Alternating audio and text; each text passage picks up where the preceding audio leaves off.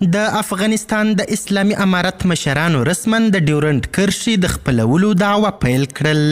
د بهرنی چارو سیاسي مرستیال شیر محمد عباس تانکزي پاکستان ته غاښ ماتونکی ځواب ورکړ. وایي د هرې مرمۍ او هر ظلم حساب در سره کوو او نیم افغانستان د ډیورنډ فرضي کرښې هاخوا پروت دی او د ډیورنډ فرضي کرښې هاخوا ته خاوره به هم ډیر ژر خپله کړو. دا چې د اسلامي امارت مشرانو د ډیورنډ کرښې په اړه تازه نور څه ویلي، بشپړ حال را سره هم د غربانه ویډیو کې کتلی سئ. سلامونه قدرمنو لیدونکو، مشال پریس یوټیوب چینل ته مو هرکلی کوم.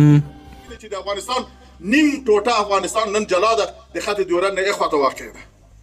دا په داسې حال کې چې موږ خط ډیورنډ په ټول عمر کې نه په رسمیت پیژندلی او نه یې پیژنو. دغه فرضي کرښه ده چې انګریزانو د افغانانو په زړه باندې تیره کړې ده او نن زمونږ په ګاونډ کې زمونږ شرق همسایه په ډېر ظالمانه صورت سره مهاجرین له غجې راباسي او ورته وایي چې تاسو خپل وطن ته ولاړ سئ.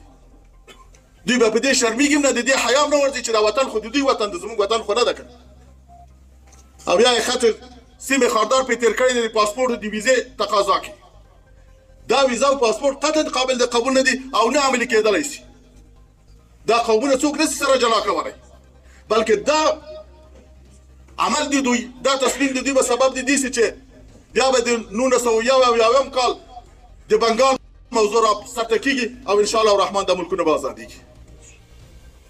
دا چې افغانستان ته په دې 100 کلو کې هره مرمۍ راغلی، هر توپ راغلی، هره تیاره راغلی او زما د مجاهد په تندي لګېدلی، په سینه لګېدلی، د دې تاریخ معلوم ده، خلک معلوم دي، مدعیان زموږ معلوم دي. خو که افغانستان ارامه کېده، په خپلو پښو درېده، بیا به د هرې مرمۍ حساب انشاءالله سره کوو.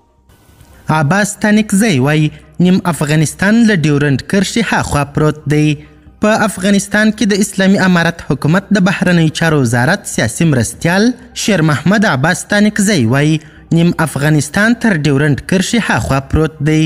هغه ویلي موږ یعنی افغانانو هیڅکله ډیورنډ کرښه په رسمیت نه ده پیژندلې او پر دې کرښه په ویزه او پاسپورټ تګ راتګ قطعا د منلو نه دی. ښاغلي ستانکزي دا څرګندونې د سلواغې د 26مې یا له افغانستانه د پخواني شوروي اتحاد ځواکونو د وتلو په مناسبت لوګر کې یوې جوړې سوي غونډې ته په وینا کې کړي دي. پاکستاني چارواکي ډیورنډ کرښه له افغانستان سره خپله رسمي پوله ګڼي او د لنډمهالي حکومت لومړي وزیر یې انور الحق کاکړ له تلو نیوز سره په خپله وروستۍ مرکه کې هم پر دې ټینګار کړی چې ګوندې ډیورنډ کرښه د دواړو هیوادونو ترمنځ رسمي او د نړیوالو لخوا منل سوې پوله ده. خو ښاغلی ستانکزی ټینګار کوي چې د ډیورنډ دواړو غاړو ته پراته قومونه څوک نسي جلا کولی.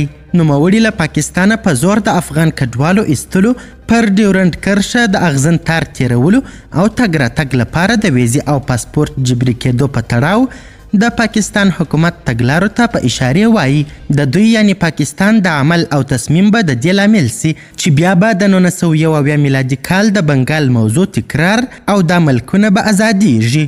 ښاغلی ستانکزی زیاتوي په تیرو 20 کلونو کې چې افغانستان ته څومره وسلې راغلي او د دوی مجاهدین پرې وژل سوي، تاریخ او خلک یې معلوم دي، زموږ مدعیان معلوم دي او دا چې که افغانستان آرام او پر خپلو پښو درېږي نو د هرې مرمۍ حساب به ورسره کوي.